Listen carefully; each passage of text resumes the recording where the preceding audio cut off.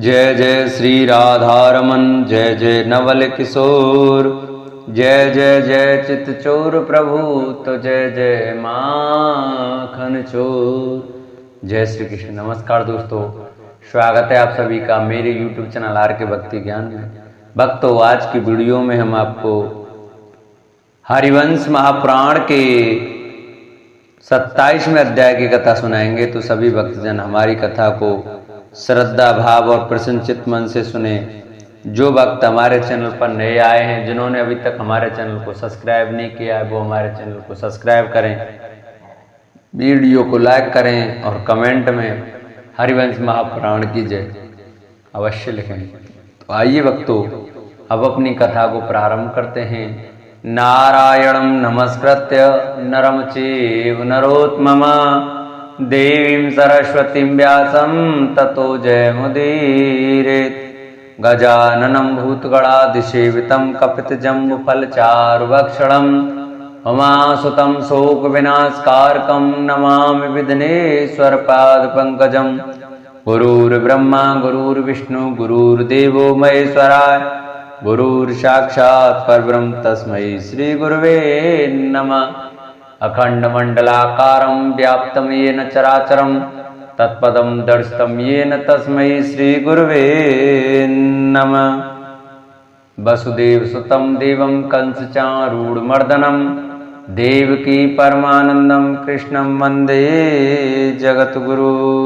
बोलो हरिवंश महापुराण की जय, बोलो बालकृष्ण लाल की जय। आज की कथा में कंस की स्त्रियों और माता का विलाप की कथा का वर्णन किया जाएगा। वैशंपायन जी कहते हैं, जन्मेजय, जिसका पुण्य क्षीण हो गया हो, उस ग्रह के समान भूमि पर गिरे हुए पति को देखकर राजा कंस की पत्नियां उसके मृतक शरीर को सब ओर से घेर कर बैठे। जो कवि पृथ्वी के स्वामी और संरक्षक थे, वे ही पतिदेव आयु समाप्त होने पर भूमि में सैया पर सो रहे हैं। यह देख राजा कंस की रानियां उसके लिए उसी तरह शोक करने लगी जैसे हरिणियां युद्धपति हरिण के लिए शोक मग्न हो जाती हैं। वे विलाप करती हुई कहने लगी, हाय माँ बाहू, वीर आपको वीर व्रत प्रिय था, आपके मारे जाने पर हम सब वीर पत्नियां मारी गईं, हमारी आशाओं की हत्या हो गई, हमारे बंधु बांधव भी अनाथ होने के कारण मारे ही गए। रासरुमणे, आपकी मृत्यु संबंधिनी इस अंतिम अवस्था को देखती हुई हम सब आपकी पत्नियां अपने बांधवों सहित दीनतापूर्ण विलाप कर रही हैं। प्रभो, आप हमारे महाबली प्राणनाथ थे, आपके मारे जाने से हमारी तो जड़ कट गई। हाय, आपने हमें त्याग दिया। हा प्राणधार, हम मन में रति सत्संग की लालसा रखकर भी मानवावस्था में प्रणय कोप से युक्त हो, जब पृथ्वी पर लताओं की भांति लौटकर विपरीत चेष्टा करने लगती, उस समय आप हमें प्रेम पूर्वक मनाकर सैयाओं पर सुलाते थे। अब हमें कौन इस तरह उठाकर सेजों तक ले जाएगा, सौम्य जिससे मनोरम निश्वास वायु निकला करती थी। आपके उस कांतिमान मुख को सूर्य जल रहित तालाब में उगे हुए कमल की भांति अपनी दूसरे किरणों से दग्ध कर रहे हैं। यह युवावस्था आपके योग्य नहीं है। ये आपके कुंडल रहित सूने कान, जिन्हें सदा ही कुंडल धारण करना प्रिय रहा है, इस समय कंठ में विलीन होकर शोभा नहीं पा रहे हैं। वीर संपूर्ण रत्नों से विभूषित आपका यह मुकुट कहाँ है, जो आपके मस्तक पर सूर्य की प्रभा के समान अक्षय शोभा का आदान करता था। प्राणनाथ, आपकी रानियां जो अंतःपुर की शोभा बढ़ाती थीं, आपके लोकांतर में चले जाने से अब दीन और अनाथ हो गई हैं। नाथ, सुना था कि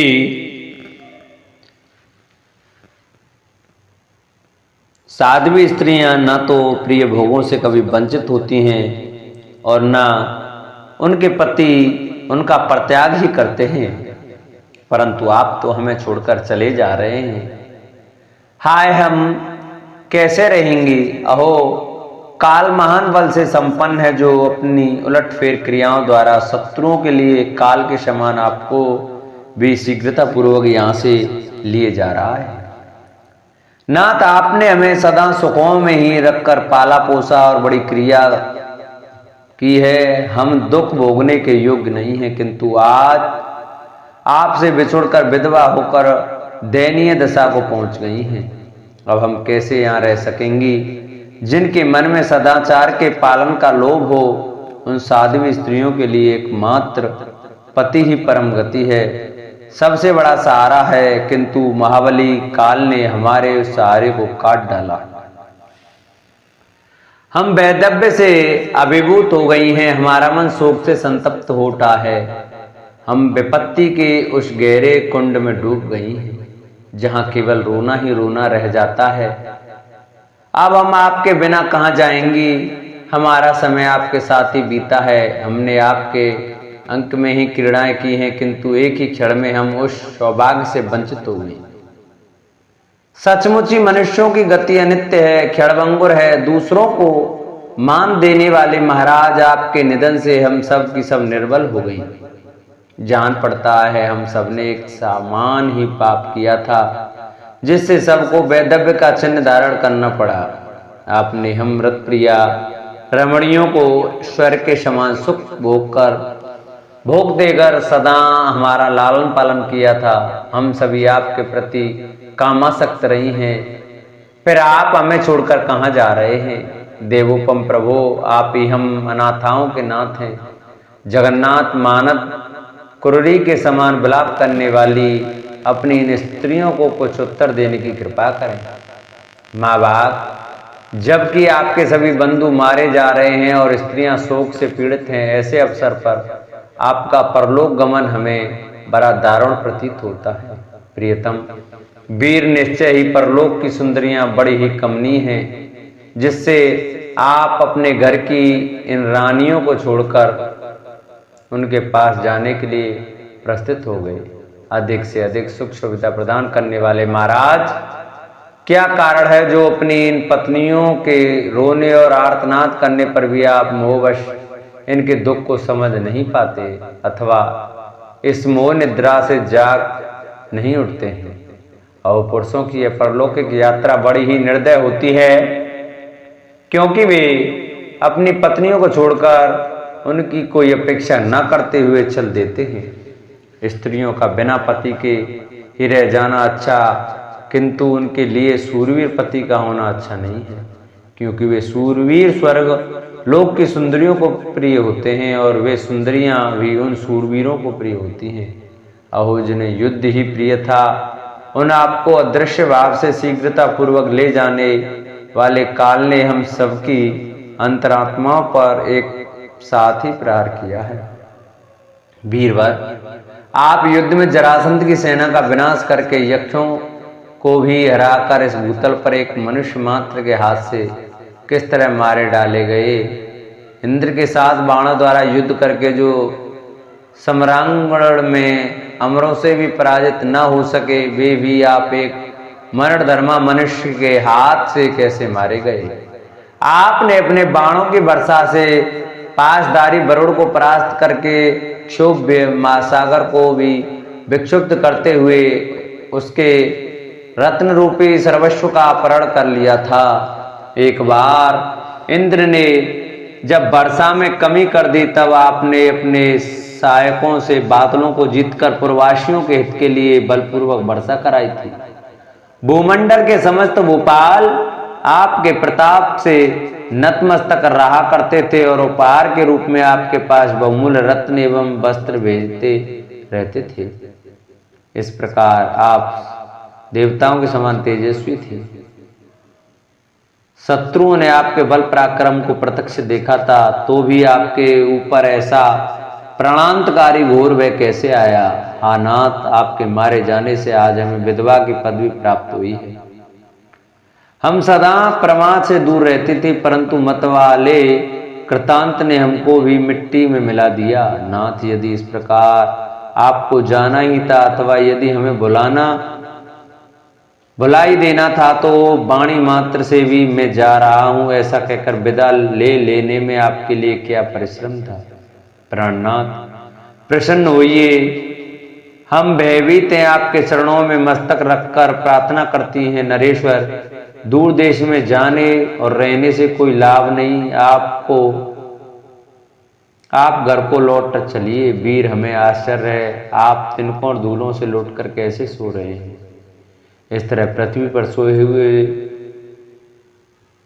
आपके शरीर को उद्वेग क्यों नहीं होता है, जैसे किसी पर सोते समय आघात किया जाए, उस प्रकार किसने हम लोगों को यह अप्रत्याशित, जिसकी हमें कोई आशा नहीं थी, ऐसा घोर दंड दिया है। किस निष्ठुर ने हम सब नारियों पर इस तरह अत्यंत दारुण प्रहार किया है। अहो विधवा नारी जब तक जीवित रहती हैं